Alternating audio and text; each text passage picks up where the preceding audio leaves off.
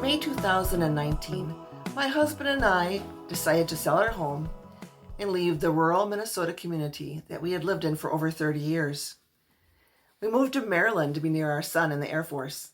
Moving from a very white, small town to a very diverse DC metro area was shocking to my system.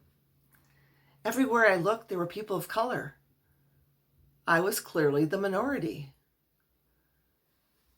I decided to learn all I could about this area, and I found that many people were direct descendants of slaves. Their families had lived there through slavery, Civil War, segregation, and Jim Crow. I was horrified by the racist comments by some of the whites I encountered. I got involved in the community and got several new friends. I was just beginning to assimilate when the coronavirus hit the East Coast and locked us down in March. I never saw those friends again, and I couldn't see my granddaughter except through a glass patio door. My son received orders to move to Ohio, and so we decided to go back to Minnesota in May when our lease ended.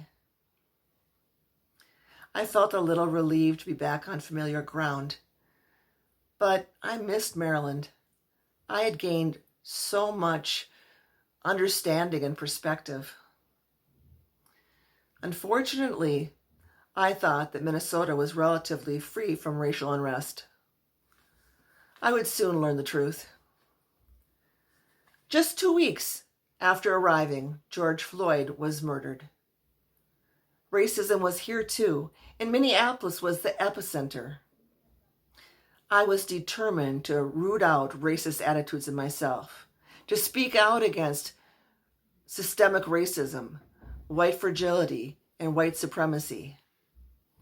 When I reconnected with old friends, they were not happy to hear that I supported BLM. One woman said, "Don't bring that trouble here." I told her I couldn't promise anything. These friends refused to wear masks and social distance. They told me I wasn't behaving like a Christian. I realized that my old friends might not be my friends anymore. Sadly, I lost this community too.